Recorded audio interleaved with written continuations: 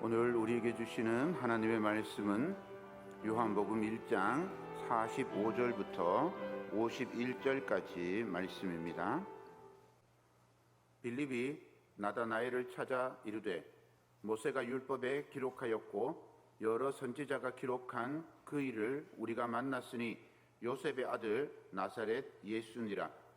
나다나엘이 이르되 나사렛에서 무슨 선한 것이 날 수 있느냐? 빌립이 이르되 와서 보라 하니라. 예수께서 나다나엘이 자기에게 오는 것을 보시고 그를 가리켜 이르시되 보라, 이는 참으로 이스라엘 사람이라. 그 속에 간사한 것이 없도다. 나다나엘이 이르되 어떻게 나를 아시나이까? 예수께서 대답하여 이르시되 빌립이 너를 부르기 전에 내가 무화과 나무 아래에 있을 때에 보았노라. 나다나엘이 대답하되 랍비여, 당신은 하나님의 아들이시요 당신은 이스라엘의 임금이로소이다. 예수께서 대답하여 이르시되 내가 너를 무화과 나무 아래에서 보았다고 함으로 믿느냐? 이보다 더 큰 일을 보리라. 또 이르시되 진실로 진실로 너희에게 이르노니 하늘이 열리고 하나님의 사자들이 인자 위에 오르락 내리락 하는 것을 보리라 하시니라. 아멘. 사랑하는 여러분, 오늘도 우리 하나님 안에서 아름답고 소중한 만남, 행복한 교제를 이루시기를 소망합니다. 오늘 예배하는 저와 여러분에게 하나님의 풍성한 축복이 임하기를 빕니다. 만남은 참으로 신비합니다. 때로는 온 우주가 움직이는 것처럼 그렇게 느껴지지요. 온 세상을 다 가진 것 같은 그런 만남이 있습니다. 때로는 아주 깃털처럼 가볍기도 합니다. 또 어떤 만남은 체한 것처럼 무겁고 힘겹기도 합니다. 이 한 주간 여러분의 모든 만남이 소중하고 행복하고 온 우주를 만나는 것 같은 그런 놀라운 경이로움을 경험할 수 있기를 소망합니다. 이런 만남에 관한 시 중에 정채봉 시인의 시가 있습니다. 제가 읽어드리겠습니다. 가장 잘못된 만남은 생선과 같은 만남이다. 만날수록 비린내가 묻어오니까. 가장 조심해야 할 만남은 꽃송이 같은 만남이다. 피어 있을 때는 환호하다가 시들면 버리니까. 가장 비천한 만남은 건전지와 같은 만남이다. 힘이 있을 때는 간수하고 힘이 다 닳았을 때는 던져버리니까. 가장 시간이 아까운 만남은 지우개 같은 만남이다. 금방의 만남이 순식간에 지워져 버리니까. 가장 아름다운 만남은 손수건과 같은 만남이다. 힘이 들 때는 땀을 닦아주고 슬플 때는 눈물을 닦아주니까. 여러분은 어떤 만남을 가지고 계십니까? 오늘 성경에도 이런 만남이 있어서 제가 이 만남에 관한 시를 함께 나누었습니다. 예수님과 나다나엘의 만남이 이런 아름다운 만남이 아닐까 생각해 보았습니다. 오늘 예수님과 나다나엘의 만남을 통해서 무엇을 보고 살아야 하는지 함께 살펴보고자 합니다. 예수님과 나다나엘이 만나기 전에 예수님과 빌립이 먼저 만났습니다. 본문 앞에 43절부터 45절까지 말씀을 읽겠습니다. 이튿날 예수께서 갈릴리로 나가려 하시다가 빌립을 만나 이르시되 나를 따르라 하시니 빌립은 안드레와 베드로와 한 동네 벳세다 사람이라. 빌립이 나다나엘을 찾아 이르되 모세가 율법에 기록하였고 여러 선지자가 기록한 그 일을 우리가 만났으니 요셉의 아들 나사렛 예수니라. 빌립이 예수님을 먼저 만났어요. 그리고 예수님께서 메시아인 줄 깨닫고 기쁜 마음으로 나다나엘을 찾아가서 예수님을 소개합니다. 안드레가 형 시몬에게 예수님을 소개한 것처럼 빌립은 나다나엘에게 예수님을 자랑합니다. 빌립이 나다나엘에게 예수님을 소개하고 자랑하는 이 모습을 보면서 우리가 예수님을 진정으로 만났는지 알고 싶다면 어떤 방식으로든 우리가 예수님을 증거하고 있는지 우리 자신을 돌아보면 됩니다. 입술을 열어서 예수님을 증거할 수도 있죠. 입술을 열어서 만나는 사람들에게 예수 믿으세요, 봉동교회 나오세요, 이렇게 전할 수도 있습니다. 또 어떤 사람들은 삶을 통해서 저 사람을 보면 빛이 나는구나, 도대체 왜 저런 빛이 날까? 봉동교회 다녀서 예수님 만나서 저렇게 빛이 나는구나, 이렇게 삶을 통해서 예수님의 길을 보여주고 십자가의 길을 증거할 수 있어요. 자비를 베풀고 섬기고 힘들고 어려운 사람들을 격려하고 위로하면서 예수님의 사랑을 나누고 증거할 수도 있습니다. 우리가 예수님만이 유일한 진리이고 생명에 이르는 오직 한 길임을 확신하고 있는지 우리 자신을 확인하는 방법, 우리가 믿는 예수님을 어떤 방식으로든 소개하고 있는지를 살펴보아야 합니다. 더불어서 내가 받은 이 구원의 은혜, 죄사함의 은혜를 내가 사랑하는 사람이 받을 수 있도록 돕는 것, 이것이 우리가 지금 구원받았는지 예수님을 만나고 있는지를 증명해주는 방법입니다. 예수님 없이도 살아갈 수 있다라고 그렇게 이야기하고 사는 사람들이 있지만 사실 예수님이 없으면 혹은 예수님 없는 인생은 살아도 산 것이 아니다, 그렇게 고백하고 믿고 있는지 우리 자신을 살펴볼 수 있기를 바랍니다. 여러분은 어떻습니까? 예수님을 진정으로 믿고 살고 있습니까? 빌립이 나다나엘에게 예수님을 이렇게 소개를 합니다. 모세가 율법에 기록하였고 여러 선지자가 기록한 그 일을 우리가 만났으니 요셉의 아들 나사렛 예수니라 그랬어요. 우리가 만났다라고 이렇게 이야기를 하니까 빌립과 안드레 그리고 시몬, 아마 요한으로 추정되는 이 한 사람까지 합쳐서 이 사람들이 다 아는 사람들이에요. 그리고 나다나엘도 다 아는 사람들이고 서로가 서로를 다 알고 있는 사람들입니다. 서로 알고 있는 사람들인데 더하여서 이 사람들이 모세의 율법 그리고 선지자들이 기록한 그 예언의 말씀들을 함께 알고 있는 사람들이에요. 그러니까 모세가 율법에 기록하고 여러 선지자가 기록한 그러면 이 사람들이 다 아는 거예요. 설명 안 해도 다 아는 거죠. 그이가 누군가요, 여러분? 그이가 누구예요? 내 남편은 아닐 거 아닙니까? 그죠? 그이 그러면 다 알아요. 나만 아는 게 아니고 서로 다 아는 거죠. 모세가 율법에 기록했고 선지자들이 소개한 그분 누구예요? 예수 그리스도. 우리는 다 아는 거죠. 그러니까 이분들은 지금 그 율법과 선지자가 소개한 분은 메시아다라고 하는 사실을 다 알고 있는 거예요. 이 사람을 만났대요. 얼마나 좋겠어요. 나다나엘이 귀가 쫑긋해서 들었어요. 그런데 나사렛 예수다라고 얘기를 하는 순간 빌립의 마음이 갑자기 이상한 거예요. 이 말에 나다나엘의 반응을 이렇게 소개하고 있습니다. 46절입니다. 나다나엘이 이르되 나사렛에서 무슨 선한 것이 날 수 있느냐? 빌립이 이르되 와서 보라 하니라. 나사렛에서 무슨 선한 것이 날 수 있느냐? 왜 예수님을 만나지도 않고 나사렛 예수라는 이 말만 듣고 이렇게 반응했을까요?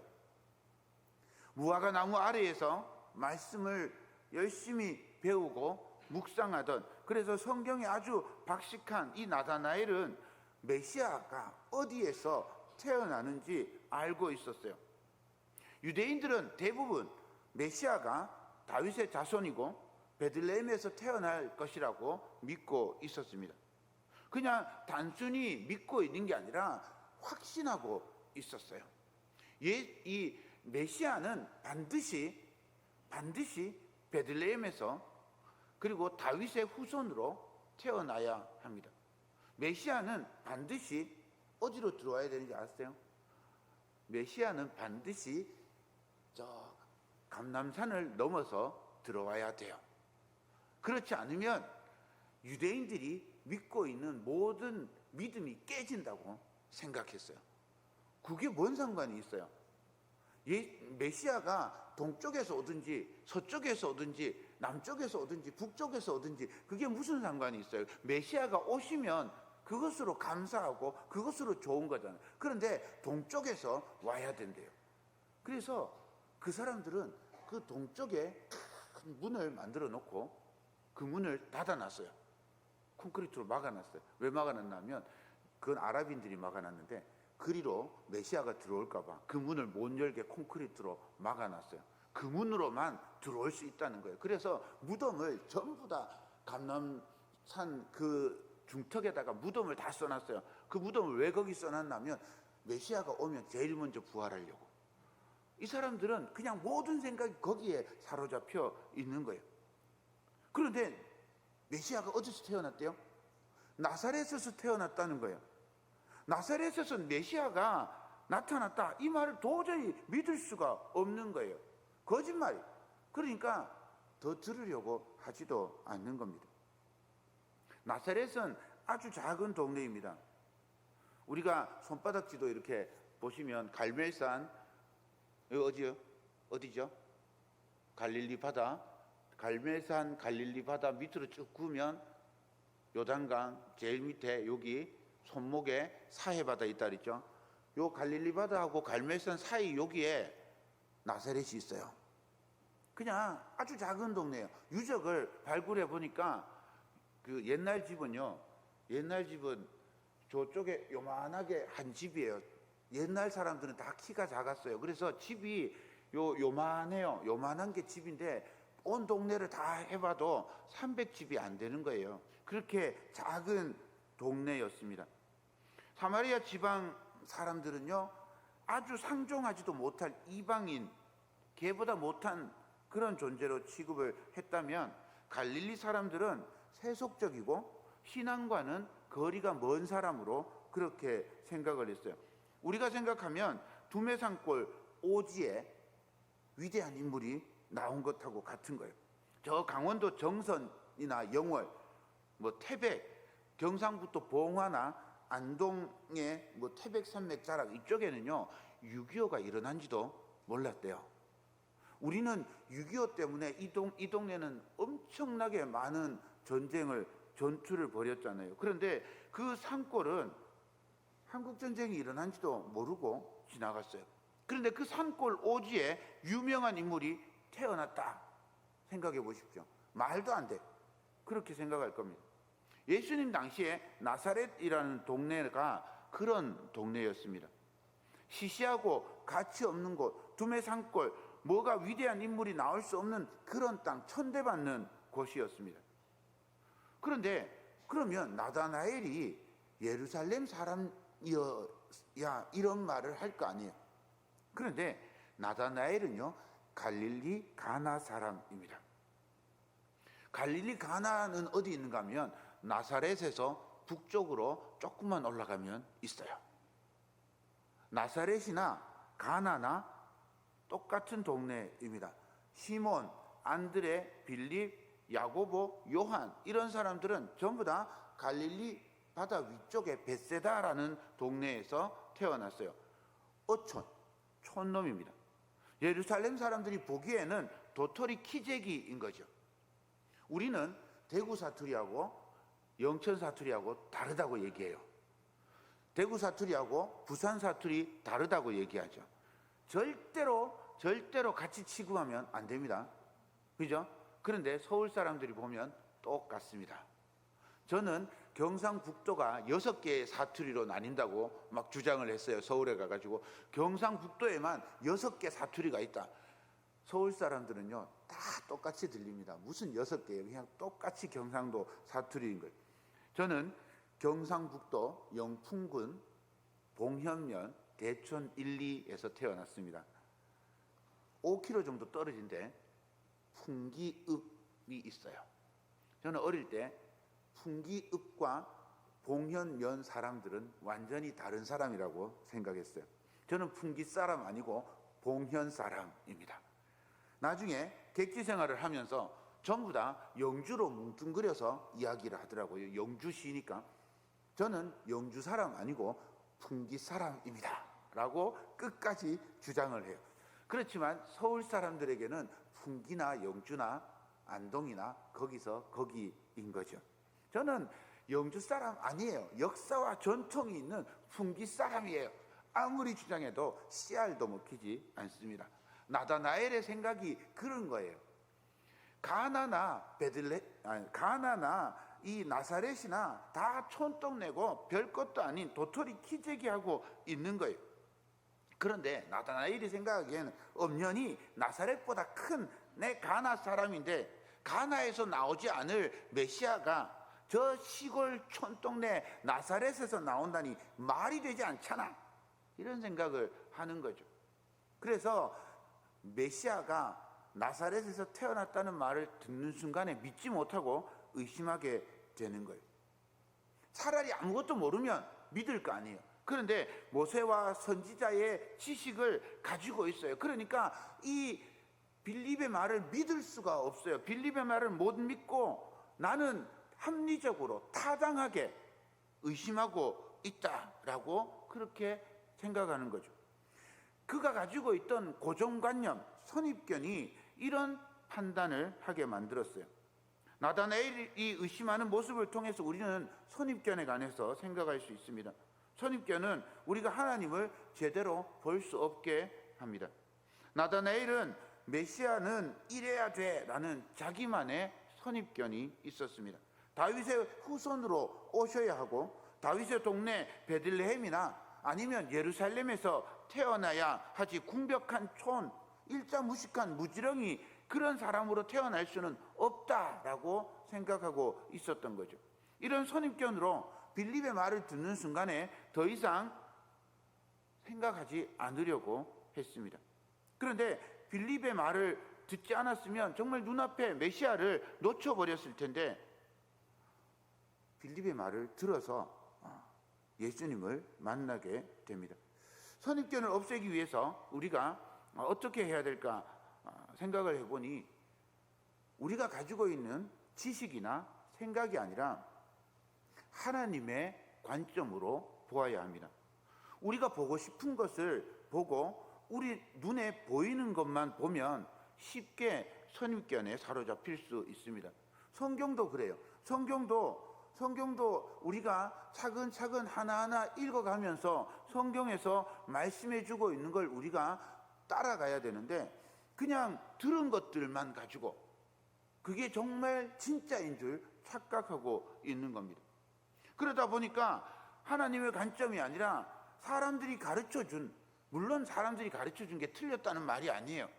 그런데 사람들이 가르쳐준 게 진짜라고 생각을 하는 거죠. 그 생각이 선입견으로 우리를 하나님의 말씀을 제대로 볼 수 없게 한다는 거죠. 특별히 이 요한복음은요, 그런 대립, 그런 차별, 선입견을 깨트리려고 예수님께서 무던히 노력하는 모습을 잘 드러내 보여주고 있습니다. 참으로 하나님의 관점으로 하나님의 말씀의 기초에서 세상을 바라보고 이해하는 그런 성도가 되시기를 소망합니다. 나다나엘이 부정적이고 회의적인 말이 생각을 가지고 메시아를 만나려고 하지 않았어요. 그런데 빌립이 그런 나다나엘의 반응에 의기소침하고 주눅이 들어서 더 이상 얘기를 하지 않았으면 그걸로 끝났을 거예요. 그런데 빌립은 의기소침하지 않습니다. 와봐라! 아주 확신에 차서 말을 합니다. 나다나엘하고 논쟁을 하거나 장황하게 설명하려고 하지 않습니다. 산수유, 남자한테 참 좋은데, 남자한테 정말 좋은데 어떻게 표현할 방법이 없네. 직접 말하기도 그렇고 이 혹시 들어본 적 없습니까? 들어본 적 없으세요? 이 옛날에 유명한 광고인데요. 그 천호식품 그 김태형 회장이 직접 자기가 산수유 그 액기스 들고 나와가지고 한 말이에요. 그 이 광고가 엄청 선풍적인 인기를 끌었습니다. 뭐 이 산수유 안에 어떤 기능이 있다고 설명을 하면 과대 광고로 걸리니까 과대 광고에 안 걸리려고 딱 들고 이거 진짜 좋은데 남자한테 진짜 좋은데 뭐라고 설명할 수는 없고 막 이러면서 광고를 해가지고 1,000억 매출을 했대. 1,000억 매출을 이 광고 하나로. 예, 산수유 좋은 건 다 아는데 안 먹잖아요. 근데 이 광고 하나로 1,000억 매출을 했답니다. 설명이 필요 없어요. 진짜 좋은 건 굳이 설명이 필요 없어요. 그리고 아주 진짜 좋은 건 당당하게 말할 수 있어요. 와 보라, 자랑하게 되는 거죠. 진짜 좋은 거 보면요 자랑하게 돼요. 야, 저쪽에 영천 시내 갔더니 샤브샤브 집 새로 생겼더라, 가보자. 저한테 아무도 그런 얘기 안 하더라고요. 우리 영천에는 맛있는 샤브샤브 집이 없는 것 같아요. 야, 소고기집 맛있는 데 생겼대, 같이 가자. 이렇게 맛있는 데가 생기면 자랑하게 돼요. 또 딱 시계를 하나 새로 샀어. 제 시계는 새로 산 거 아닙니다. 시계를 하나 새로 샀어요. 그러면 일부러 팔을 탁 걷어가지고 여성들 같으면 목걸이 새로 사면 이렇게 열어가지고 목걸이 이렇게 겉으로 꺼내서 보여주고, 좋은 거 있으면 당연히 자랑하게 돼요. 우리 손주가 너무너무 예뻐. 그러면 막 핸드폰 열어가지고 손주 막 재롱 떠는 거 막 보여줍니다. 옛날에는 그렇게 하면 막 박수 쳐주고 좋아했는데 요즘은 손주들 자랑을 하도 많이 하니까 5,000원 내고 자랑해라 이런단 말이에요. 그러니까 5,000원 내고 자랑을 해요. 나는 5,000원 내도 자랑할 수 있어. 그러면 막 자랑하는 거예요. 좋은 거는 진짜는 자랑하게 돼 있습니다. 써보니까 좋은데요. 그러니까 자랑하죠. 탈모인들 가장 많이 한 거 있죠. 머리카락이 갑자기 자랐어요. 야, 머리가 자란 것 같아. 심었어? 아니야. 이 샴푸 써봐. 이 샴푸 쓰면 그냥 머리가 자라. 장사해도 자라겠죠, 그죠? 진짜 만나면, 좋은 거 만나면 자랑하게 되어 있어요. 사랑하는 여러분, 여러분들에게 예수님 진짜 좋은 분인가요? 예수님이 우리의 구원자고 우리를 사망에서 생명으로 옮겨주신 분인 것을 믿습니까? 어떤 방식으로든 예수님을 자랑하는 저와 여러분 되기를 소망합니다. 남편이나 아내나 이웃이나 친구에게 자랑하고, 부끄러워서 그렇게 못하겠으면 뒷동산에 올라가서 대나무에게 예수님 사랑해요, 예수님 믿으세요, 대나무에게라도 자랑하시고, 복숭아에게, 달팽이에게라도 자랑할 수 있기를 바랍니다. 와 보라, 이 빌립의 초청에 나다나엘이 마지못해서 예수님께 갑니다. 그런데 예수님께서 나다나엘을 보자 곧바로 이렇게 말씀하십니다. 47절입니다. 예수께서 나다나엘이 자기에게 오는 것을 보시고 그를 가리켜 이르시되 보라, 이는 참으로 이스라엘 사람이라 그 속에 간사한 것이 없도다. 나다나엘은 참 이스라엘 사람이구나. 나다나엘의 속에는 야곱이 없구나, 이런 말입니다. 장자권이든 축복권이든 사랑하는 여인이든 땅이든 모든 것을 움켜쥐고 손에 넣으려고 욕망으로 가득했던 야곱이 없구나. 야복강에서 하나님을 의지하려던 이스라엘, 베델에서 하나님께 단을 쌓은 이스라엘, 애굽으로 내려가며 약속을 받은 이스라엘, 오직 하나님만 의지하는 참 이스라엘 같은 사람이 나다나엘이구나. 주님께서 나다나엘을 그렇게 부르셨습니다. 얼마나 귀한 부르심입니까? 주님을 의심하고 회의하고 마지못해 나온 이 나다나엘을 외면하지 않으시고 그 내면을 보시고 참 메시아 예수 그리스도를 보게 하셨습니다. 48절과 49절입니다. 나다나엘이 이르되 어떻게 나를 아시나이까? 예수께서 대답하여 이르시되 빌립이 너를 부르기 전에 내가 무화과 나무 아래에 있을 때에 보았노라. 나다나엘이 대답하되 랍비여, 당신은 하나님의 아들이시오 당신은 이스라엘의 임금이로소이다. 이 고백은 나다나엘의 고백이면서 요한의 고백이고 요한 공동체의 고백이기도 합니다. 메시아는 하나님의 아들만 아니라 하나님께 기름 부음 받은 자를 함께 부르는 말이에요. 그러니까 메시아가 하나님의 아들일 수도 있지만 그냥 인간, 선지자 혹은 왕도 메시아가 될 수 있는 거예요.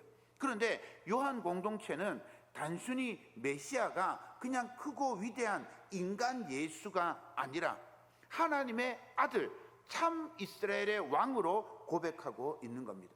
요한복음의 다른 곳에도 이런 고백들이 나옵니다. 마르다도 같은 고백을 합니다. 요한복음 11장 27절입니다. 이르되 주여 그러하외다. 주는 그리스도시요 세상에 오시는 하나님의 아들이신 줄 내가 믿나이다.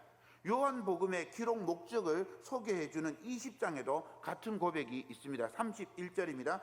오직 이것을 기록함은 너희로 예수께서 하나님의 아들 그리스도이심을 믿게 하려 함이요 또 너희로 믿고 그 이름을 힘입어 생명을 얻게 하려 함이니라. 예수님은 그냥 그리스도가 아니라 하나님의 아들 그리스도이십니다. 예수님이 하나님의 아들임을 믿으면, 예수님이 하나님의 아들을 믿었기에 로마 제국의 그 박해와 압제와 유혹에도 당당하게 믿음을 고백할 수 있었습니다. 그 후에 많은 믿음의 선배들이 어떤 순간에도 어떤 고난과 어려움 속에서도 예수님이 하나님의 아들이시기에 믿음을 고백하며 십자가의 길을 기꺼이 갈 수 있었던 겁니다. 예수님께서 나다나엘의 고백에 이렇게 응답하십니다. 50절과 51절입니다. 예수께서 대답하여 이르시되 내가 너를 무화과 나무 아래에서 보았다 함으로 믿느냐? 이보다 더 큰 일을 보리라. 또 이르시되 진실로 진실로 너희에게 이르노니 하늘이 열리고 하나님의 사자들이 인자 위에 오르락내리락 하는 것을 보리라 하시니라. 예수님께서 나다나엘에게 약속하신 더 큰 일이 뭘까요? 왜 이렇게 생각할 수 있죠? 나다나엘이 예수님 승천하시고 성령 받고 그리고 어디로 갔는가 보면 나다나엘이 인도에 복음을 전하고요. 나다나엘이 지금 터키 북쪽의 아르메니아라는 지방에도 복음을 전했어요. 엄청 넓은 지역에 복음을 전하는 그런 복음이 확장되는 일에 쓰이고 또한 그 일을 보았다, 이렇게 이해할 수도 있지만 그보다 더 중요한 건 나다나엘이 본 것은 베델에서 야곱의 꿈속에 등장한 이 사닥다리를 떠오르게 하는 이 말씀입니다. 창세기 28장 12절입니다. 꿈에 본즉 사닥다리가 땅 위에 서 있는데 그 꼭대기가 하늘에 닿았고 또 본즉 하나님의 사자들이 그 위에 오르락 내리락 하고 그래요. 창세기 28장에는 사닥다리가 하늘까지 닿아 있어요. 그런데 오늘 요한복음 1장에서는 사다리 대신에 인자이신 예수께서 계시고 하늘이 열리는 모습이 이 창세기와 다릅니다. 이건 두 가지 의미를 담고 있는데, 하늘이 열린다라고 하는 건요, 계시를 뜻합니다. 하늘이 열리고 하나님의 말씀이 임하고 하나님께서 보여주시는 것을 보여주는 거예요. 그리고 하늘이 열리고 하나님의 계시가 임하는 그곳에 인자 예수 그리스도가 계십니다. 거기는 성전이라는 뜻입니다. 하늘이 열리고 하나님의 뜻이 천사를 통해서 세상에 내려옵니다. 하늘이 열리면 하나님을 예배하는 곳이 됩니다.